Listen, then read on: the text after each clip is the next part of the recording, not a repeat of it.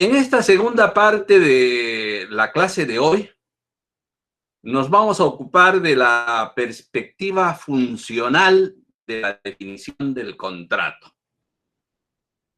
Esta perspectiva nos lleva a indagar sobre los efectos que produce el contrato para que el acuerdo califique como contrato. Para que sea un acuerdo contractual, tiene que producir esos efectos o tiene que ser idóneo para producirlos. No basta, por lo tanto, que satisfaga el acuerdo las exigencias estructurales a las que me he estado refiriendo para que digamos tenemos un acuerdo contractual. No basta. Es necesario que a la estructura le siga la función para que el acuerdo tenga naturaleza contractual. Y la función en cuestión se expresa a través de la expresión relación jurídica patrimonial. Si en la perspectiva estructural el elemento más destacable fue el acuerdo, en la perspectiva funcional el elemento más destacable es la relación jurídica patrimonial. Y a ella vamos a dedicarnos. Digamos, para empezar, que una relación jurídica cabe concebirla, esa es mi opinión, como una relación intersubjetiva, necesariamente intersubjetiva. No me resulta digerible la idea de las relaciones jurídicas que se dan por vínculos entre sujetos y objetos. Las relaciones jurídicas son vínculos intersubjetivos, mediados por objetos. Vínculos intersubjetivos. Pero vínculos intersubjetivos que para calificar como relaciones jurídicas han de estar gobernados por el derecho. Son reglas de derecho las que encauzan esa vinculación y permiten que sean consideradas como relaciones jurídicas. El acuerdo será contractual, para empezar, si es idóneo para producir entre los contratantes o entre quienes deriven sus derechos de los contratantes, es decir, entre quienes celebraron el acuerdo, una relación jurídica.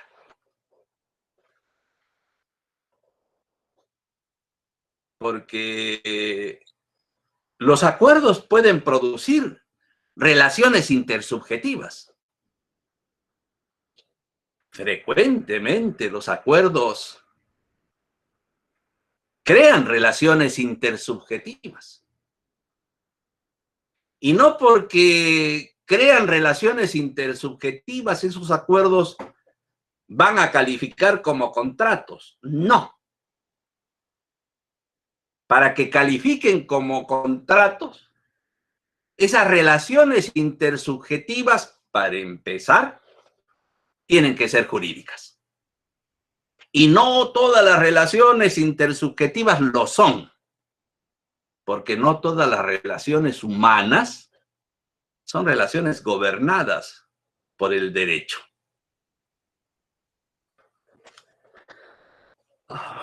Ahorita como que me es difícil imaginar acuerdos que produzcan esta clase de relaciones intersubjetivas que no califican como relaciones jurídicas. Ponerse de acuerdo en tiempos prepandemia, se podía decir, para ir el fin de semana, vaya usted a saber con qué propósito, al cine, es desde luego que un acuerdo. Y que produce como efecto una relación intersubjetiva.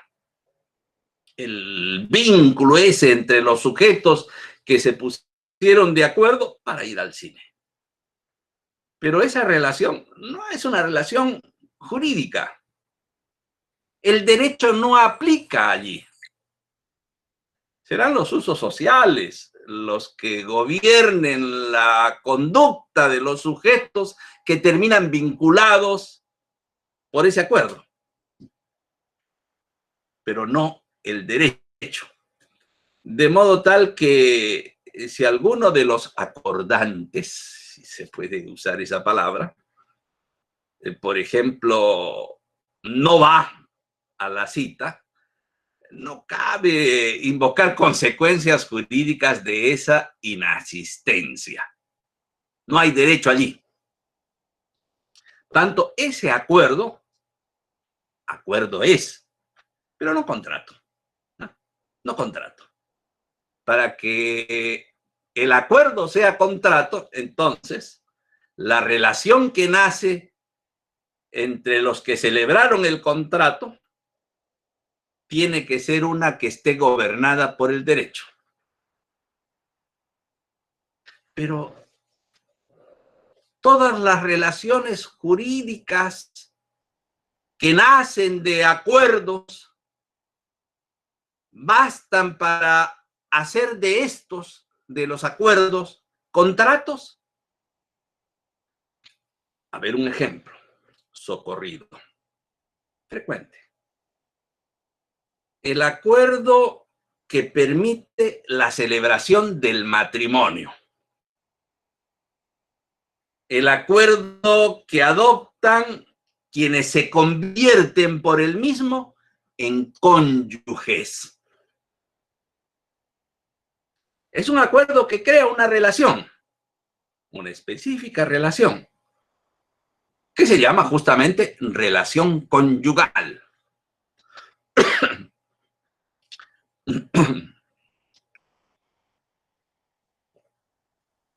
El matrimonio es un acuerdo, es un acto jurídico, digamos, para no discutirlo. Se origina entre los que lo celebran una relación jurídica llamada relación conyugal. El matrimonio es un acuerdo. Eso lo hace contrato. Yo entiendo que el tema puede considerarse discutible. Y pueden haber los que digan que sí lo es. Resulta un poco feo decir que el matrimonio es un contrato, pero nada más. Y los que dicen que no lo es. Yo me cuento entre los que sostienen que clarísimamente entre nosotros, no lo que me pueda gustar o no, entre nosotros, el matrimonio no es un acuerdo contractual. Acuerdo sí, pero no contractual. Acuerdo que crea una relación jurídica sí, pero no contractual. Porque para que tenga naturaleza contractual, la relación jurídica que produce como efecto tiene que ser necesariamente una patrimonial. Y la relación conyugal no es patrimonial. En el matrimonio hay bienes de por medio, sin duda. Y suele ser la manzana de la discordia, también sin duda. Pero como que ello no es parte de la relación conyugal. La relación conyugal trata de los deberes y derechos que tienen entre sí los cónyuges. Los bienes corren, como nos gusta decir a los abogados, por cuerda separada. Es el régimen patrimonial del matrimonio que en la ruta puede ir cambiando. La relación conyugal es una relación de naturaleza personal y no patrimonial. Para que el acuerdo contractual sea, repito, tal, es decir, contractual, la relación jurídica tiene que ser patrimonial. Pero, ¿qué significa relación jurídica patrimonial? Y aquí volvamos sobre el inicio de la clase de hoy. Cuando nos enfocamos en la sistemática del Código Civil, cuando dijimos que el libro séptimo se ocupa de las fuentes de las obligaciones y el contrato aparecía regulada como una de ellas. El contrato crea obligaciones. Sí, sí. Y la obligación, pues no es otra cosa que una relación jurídica. Yo sé que la patrimonialidad de la relación jurídica obligacional es materia de controversia. Sin embargo, me parece que no es fácil sostener entre nosotros, es decir, a partir de nuestro ordenamiento jurídico, relaciones obligatorias no patrimoniales. Me parece que no es fácil. Yo me inclino a pensar, me sumo a los que piensan de ese modo, que la obligación es una relación jurídica patrimonial. Pero eso quiere decir que obligación, sinónimo, relación jurídica patrimonial. Aunque la sistemática pareciera sugerirlo, la sistemática que nos ha ubicado al contrato como fuente de obligaciones, creo que eso no es exacto. Sí, el contrato es fuente de obligaciones y sí, las obligaciones son relaciones jurídicas patrimoniales. Pero no pasan de ser, a pesar de su indiscutible importancia para el régimen del contrato, no pasan de ser específicas relaciones jurídicas patrimoniales. Porque simplificando las cosas, podemos decir que la obligación es una relación jurídica de cooperación patrimonial. La patrimonialidad de la obligación, me sumo a los que piensan de ese modo, así como la patrimonialidad de la relación jurídica en general, está determinada por su objeto. En último análisis, es decir, pasando por la prestación, esa patrimonialidad la encontramos en los bienes objetos de las prestaciones de dar, en los servicios objeto de las prestaciones de hacer, en las abstenciones objeto de las prestaciones de no hacer. Estos objetos de las prestaciones, en último análisis, objeto de las obligaciones, simplificando, son patrimoniales, en la medida en que se trata de entes que tienen un valor de mercado. Son patrimoniales. Eso hace de la relación obligatoria una relación jurídica patrimonial, pero una específica, porque como decía, podemos definir a la obligación como una relación jurídica de cooperación patrimonial. Porque, ¿de qué trata la obligación? ¿Cuál es su razón de ser, su finalidad? ¿Para qué existe? ¿Para qué se constituyen las relaciones obligatorias? ¿Cuál es su finalidad? Y la finalidad de la relación obligatoria no es otra que satisfacer el interés del acreedor. En el origen, o si se quiere, como antecedente de una relación obligatoria, lo que encontramos es un interés insatisfecho de alguien. De alguien que una vez instaurada la relación obligatoria se va a convertir en acreedor. Sin ese interés, no es posible estructurar relaciones obligatorias. Pero ahondemos sobre ese interés. En el origen, entonces, lo que encontramos es un sujeto titular de un interés. He aquí el rasgo más interesante. Un interés que no puede autosatisfacer. Porque si pudiera autosatisfacer su interés, no se necesitaría de relaciones obligatorias.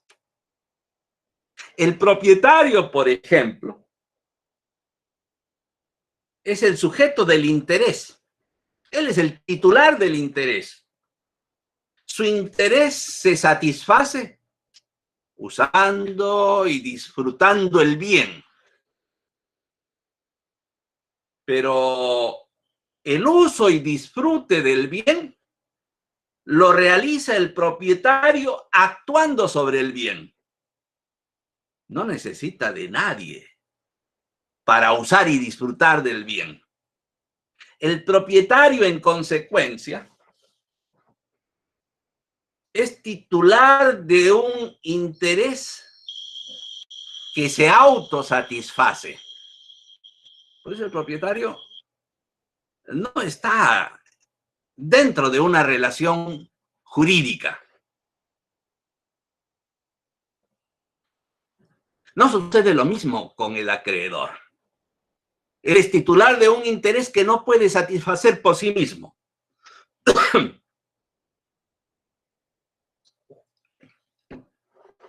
Para satisfacer su interés, que implica acceder al objeto que le permite satisfacer su necesidad. Para realizar su interés, el acreedor necesita, es indispensable, necesita de la cooperación de otro.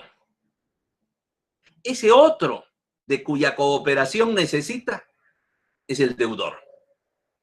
Porque resulta que el bien en general, bien comprendiendo a los bienes en sentido estricto, a los servicios, a las abstenciones.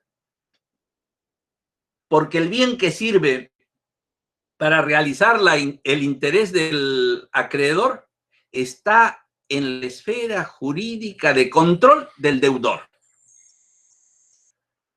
Solo verá realizado su interés el acreedor si el deudor traslada ese bien a la esfera jurídica del acreedor. Y ese traslado es la cooperación. Las relaciones jurídicas obligacionales, relaciones patrimoniales, se estructuran con la finalidad de que el deudor coopere con el acreedor, trasladando a su esfera jurídica el bien, el servicio, la abstención que necesita. ¿Sí? Entonces, las relaciones obligatorias, claramente, creo yo, claramente son relaciones jurídicas patrimoniales. Y cuando al definir el contrato, el artículo 1351 habla de la relación jurídica patrimonial, está refiriéndose también a la obligación. Es más, la obligación es el efecto por excelencia, el efecto más característico que produce el acuerdo contractual. Pero, ¿es el único efecto? Pues no lo creo, ¿eh? No lo creo, porque hay otra clase de relaciones jurídicas patrimoniales que pueden ser originadas por acuerdos que tienen naturaleza contractual. Me voy a referir como ejemplo solo a una de estas. Las relaciones de garantía. Las relaciones de garantía. Las relaciones de garantía, por razón del objeto, son relaciones jurídicas patrimoniales, pero no son relaciones obligatorias, porque no son de cooperación. Hay relaciones de garantía personales, la fianza, para poner un ejemplo. Hay relaciones de garantía reales, la hipoteca, para poner otro ejemplo. Y si analizamos la estructura de estas, no vamos a encontrar en ella cooperación. En el origen de una relación de garantía, lo que encontramos es un riesgo. El sujeto en cuestión, necesitado de una garantía, es el sujeto del riesgo. Y todos tenemos aversión al riesgo. Queremos liberarnos del riesgo, deshacernos del riesgo. Y para ello, para conseguir eso, para cuidarnos o curarnos en salud, como se podría decir, despojándonos del riesgo, lo que podemos hacer es contratar para establecer relaciones de garantía. El acuerdo contractual en esos casos,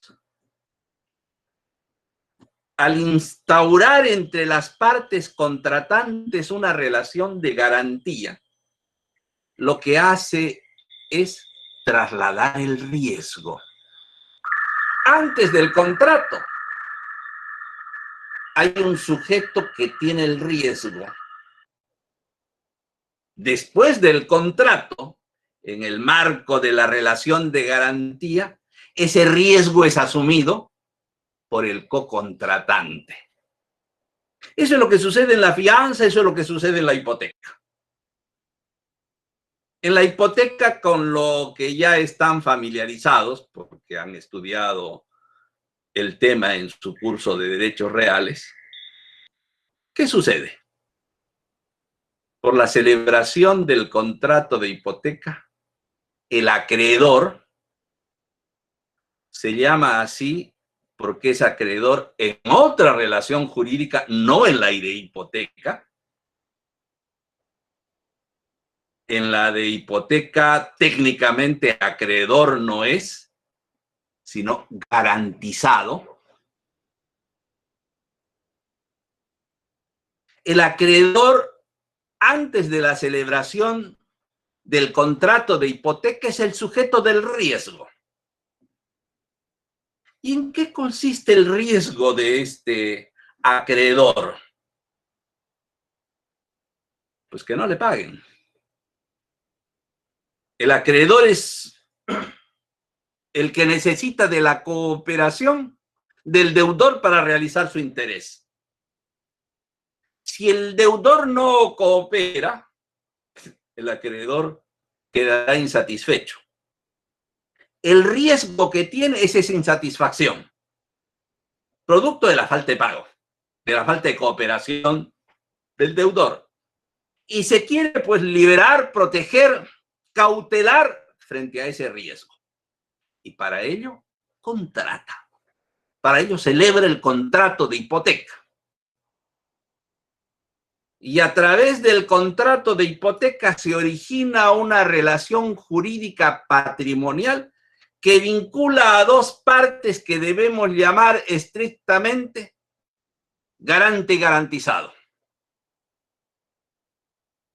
El vínculo que se crea por la celebración del contrato de hipoteca no es uno entre acreedor y deudor. No hay deudor en la relación de hipoteca. En rigor, por más que se use el término, en la relación de hipoteca no hay acreedor. Repito, la denominación de acreedor para el garantizado proviene de otra relación jurídica, de una relación obligacional. En la relación de garantía no, es garantizado. Es decir, el que tenía el riesgo de que no le pagaran. Y la otra parte es la que va a asumir el riesgo. Es la que va a tomar para sí el riesgo, que es el garante. Las relaciones de garantía vinculan a garante y garantizado. Y no son de cooperación. El interés protegerse frente al riesgo que tiene el garantizado no se satisface exactamente con la cooperación de su contraparte. No, no, no. La cooperación es un acto voluntario. No se satisface con la cooperación. No hay cooperación.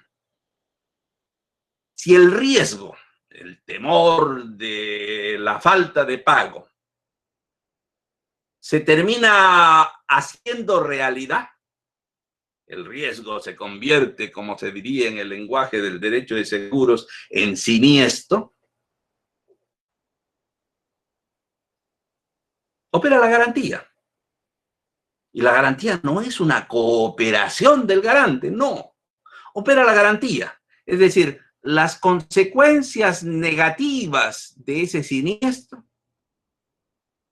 no las va a padecer el garantizado. Las va a padecer el garante.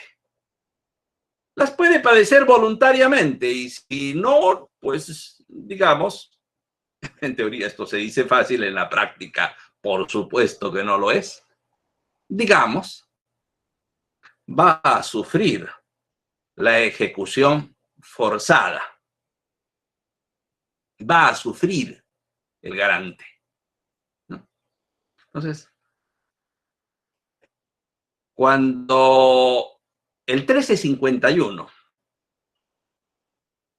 se refiere al efecto del contrato, del acuerdo contractual, expresándolo con la fórmula bastante general de relación jurídica patrimonial, lo que nos está diciendo es que el acuerdo contractual sirve para producir toda clase de relaciones jurídicas patrimoniales.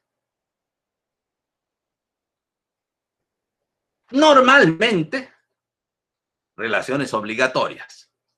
Característicamente, relaciones obligatorias. Pero no solo relaciones obligatorias. También otra clase de relaciones jurídicas patrimoniales. Como por ejemplo, sin que ello implique agotar, como por ejemplo, las relaciones de garantía. Repito, son relaciones patrimoniales.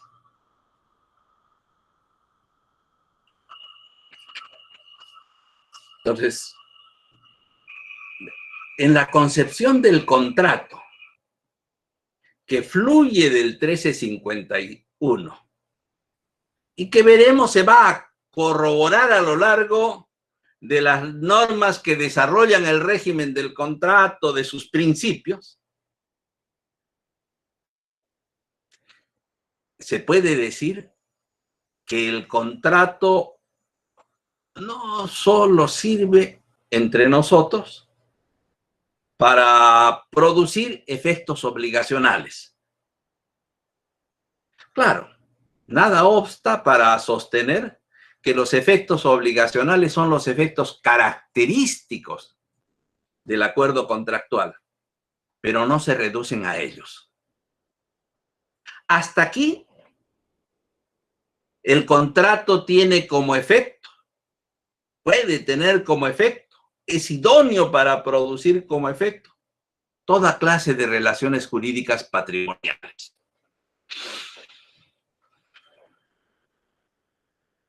Ahondemos. Los efectos del contrato son necesariamente relaciones jurídicas, ciertamente patrimoniales. Solo relaciones jurídicas produce el contrato.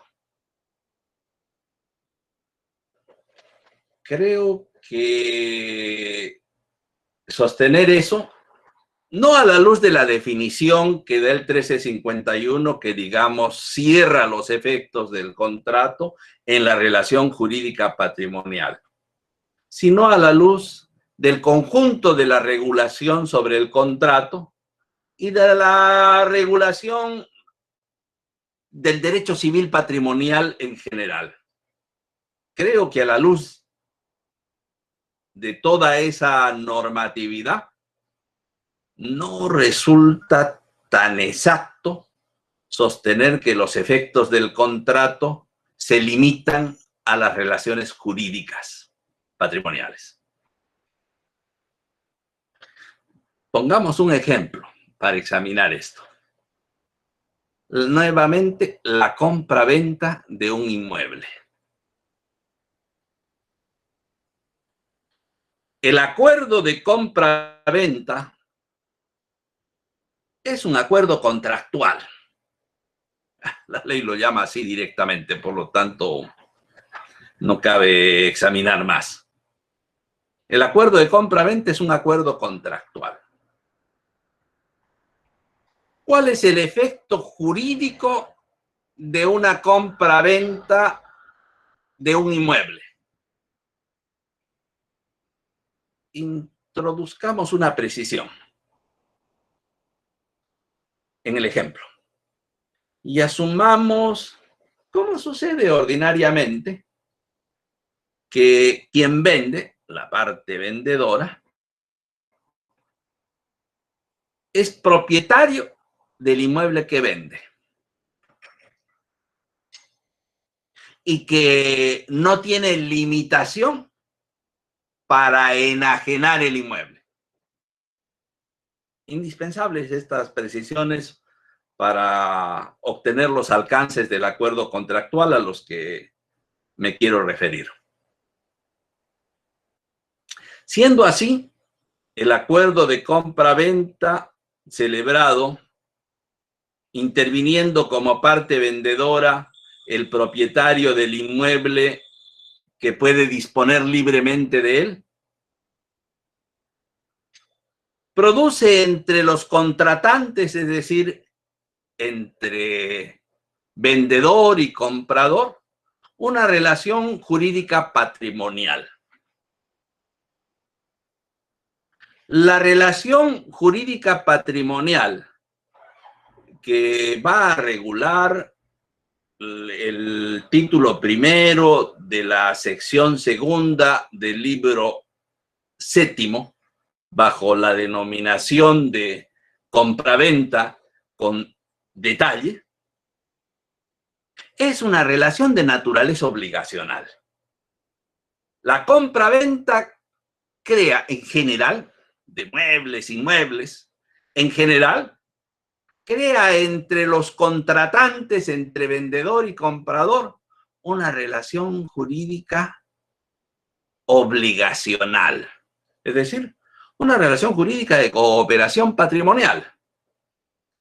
De cooperación patrimonial agreguemos con prestaciones recíprocas. Por lo tanto, en esa relación jurídica vamos a encontrar dos partes que son titulares del interés que se busca satisfacer.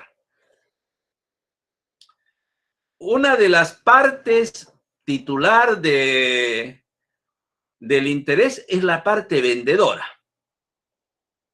La relación que los vincula como consecuencia del acuerdo es lo que va a permitir, por la cooperación del comprador, realizar el interés de la parte vendedora, obtener el dinero, que es lo que se paga como precio. Por lo tanto, por la relación de compra-venta, la parte compradora le debe el precio a la parte vendedora. Y viceversa, esa relación obligatoria de compra-venta es lo que le va a permitir a la parte compradora realizar su interés. ¿Y cuál es el interés de la parte compradora? Adquirir el bien. Adquirir el bien en propiedad. La relación de compra-venta es una relación jurídica patrimonial por la cual el vendedor obtendrá el dinero por la cooperación del comprador y el comprador obtendrá el bien en propiedad por la cooperación del vendedor.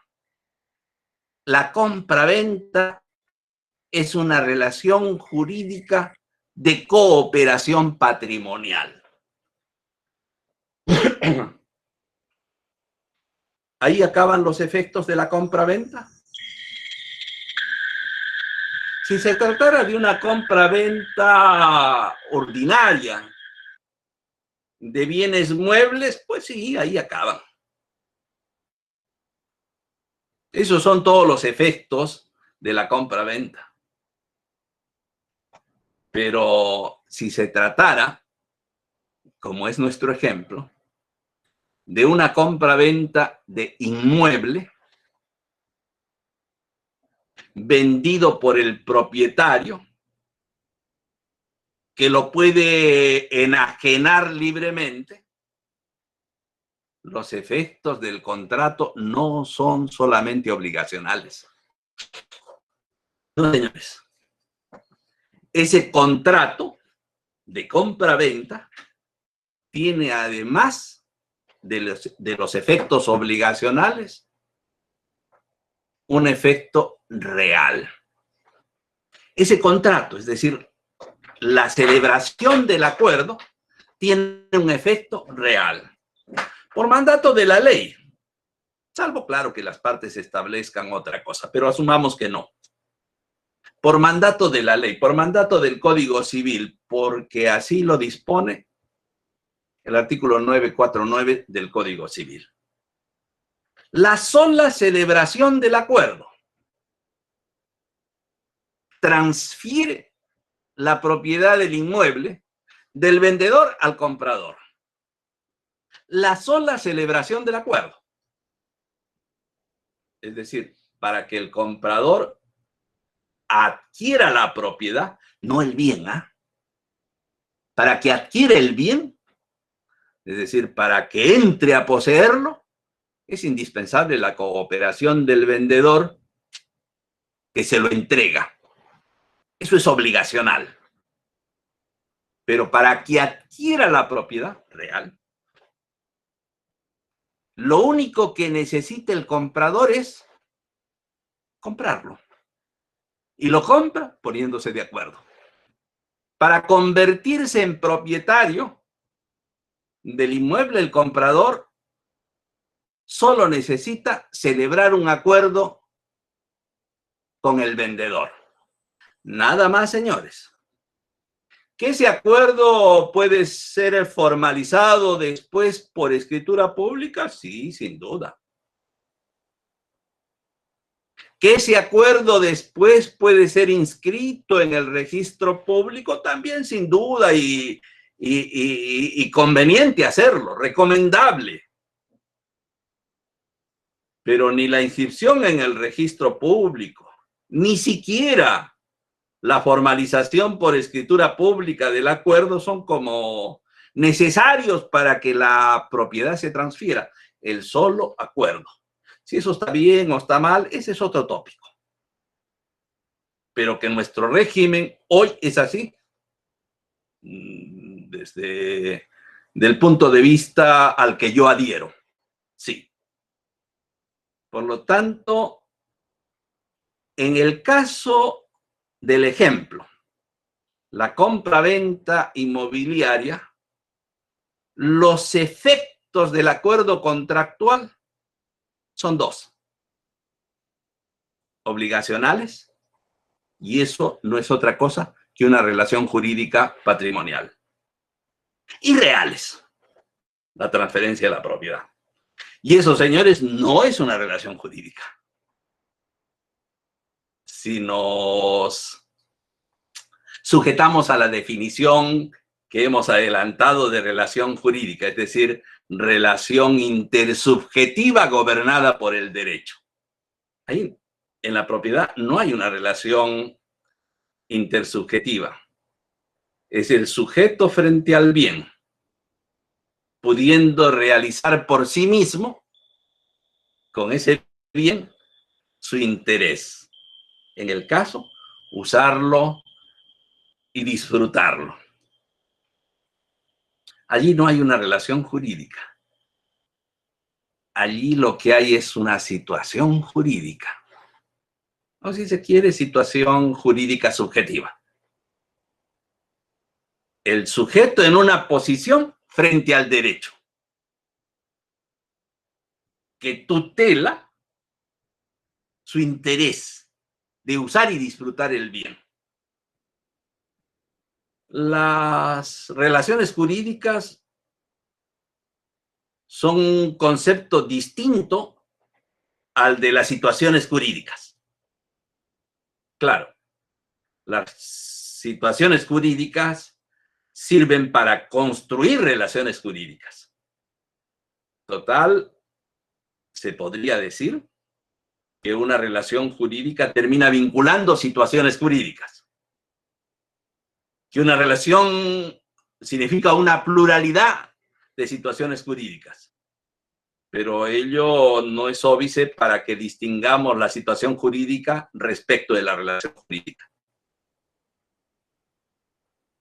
Y en el caso del ejemplo, podamos decir que el contrato es idóneo para producir como efectos relaciones jurídicas patrimoniales y situaciones jurídicas patrimoniales.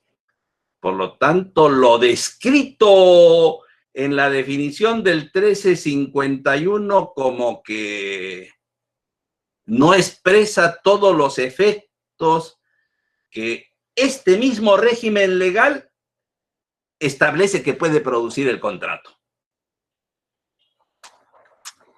Curiosidad. Digresión.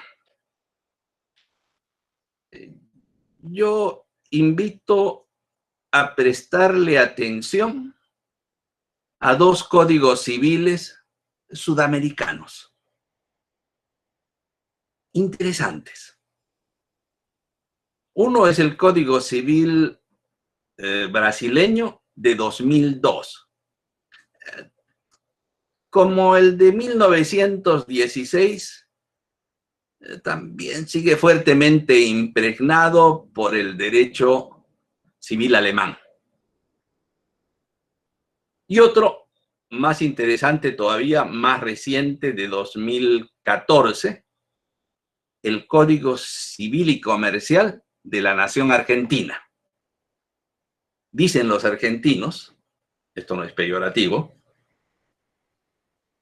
ni es ironía, dicen los argentinos, especialmente uno de los más calificados estudiosos del derecho de los contratos en Latinoamérica, el profesor Ricardo Luis Lorenzetti, uno de los principales animadores de este código, de inspiración argentino, dicen. O sea, no se han plegado como los otros códigos latinoamericanos a cuerpos normativos de la Europa continental, ya el francés, ya el alemán, ya el italiano, el español.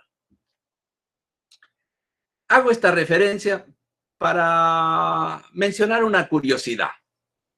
Cuando el Código Civil y Comercial de la nación argentina define el acto jurídico, porque usa ese vocabulario al igual que el nuestro, o el nuestro al igual que el de ellos, no el Código Civil y Comercial, sino el Código Civil de Vélez Arfield del siglo XIX, al definir el acto jurídico, establece que los efectos que puede producir un acto jurídico, interesante, son relaciones jurídicas y situaciones jurídicas. Interesante por la amplitud que le da. Pero curiosamente, cuando se define el contrato, porque ese código opta por la técnica de la definición, a diferencia del brasileño, cuando se define el contrato, al describirse los efectos que puede producir se queda con la fórmula nuestra, no tomada de nosotros, pero la que tenemos también nosotros, es decir, relación jurídica patrimonial. Claro, el régimen de la transferencia de la propiedad en el caso de ellos es distinto al régimen de la transferencia de la propiedad en el caso nuestro. Creo que haríamos bien si agregáramos esa precisión en la elaboración del concepto del contrato, señalando que entre los efectos de está no solo la relación jurídica patrimonial, sino la situación jurídica patrimonial. Y podemos redondear todo esto diciendo que el contrato es idóneo para producir efectos jurídicos patrimoniales. Jurídicos como relaciones, jurídicos como situaciones, pero siempre necesariamente patrimoniales. Si no hay patrimonialidad, no hay contrato. Después de todo, el contrato es la gran herramienta que el derecho pone a disposición para que la vida económica de una sociedad discurra tal como la entendemos, la vida económica. Sin el contrato es absolutamente inimaginable. Para ir terminando, y ya estamos en hora más o menos avanzada, para ir terminando, porque este aspecto, aunque el central de la perspectiva funcional, no la agota. Hay otro aspecto de la perspectiva funcional que tiene que ver con los alcances de los efectos jurídicos que puede producir el contrato. Hay ordenamientos jurídicos que han optado por limitar esos efectos jurídicos y han establecido que el contrato es idóneo solamente para crear. Ya efectos jurídicos patrimoniales, cuando esa ha sido la regulación, o más estrictamente aún, crear obligaciones. Hay ordenamientos jurídicos que han establecido que el contrato es idóneo simplemente para crear obligaciones. Porque si de lo que se tratara fuera de dejar sin efecto las obligaciones, lo que se celebraría para eso sería una figura distinta al contrato.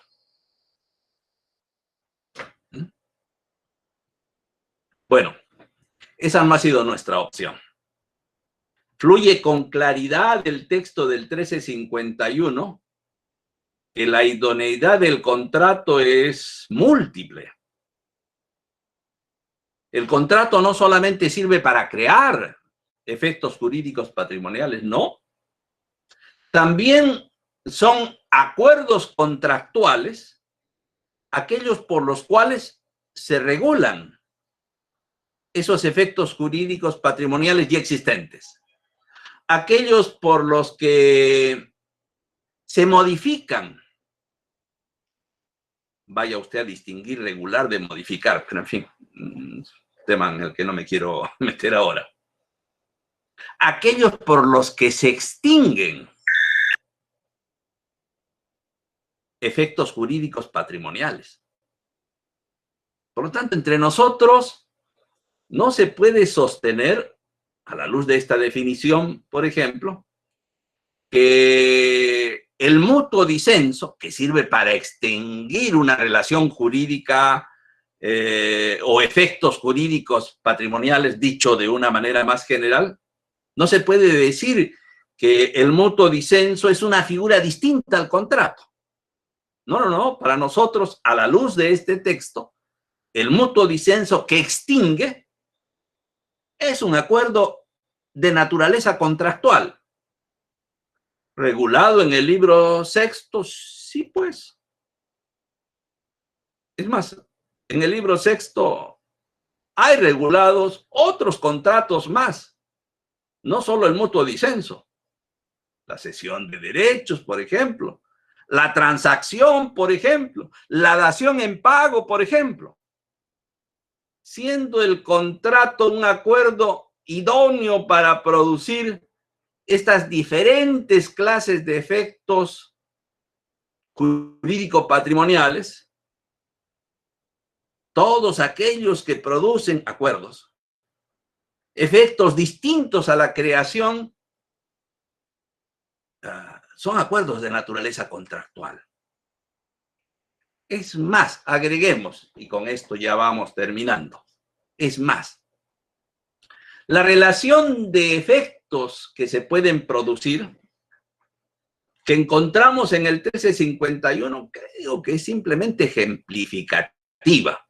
Crear, regular, modificar o extinguir. Ejemplos. Creo esto si concuerdo con el resto de la normatividad que regula el contrato. Así vamos a encontrar más adelante y vamos a estudiar en este curso la cesión de posición contractual. Es un contrato, es un acuerdo contractual.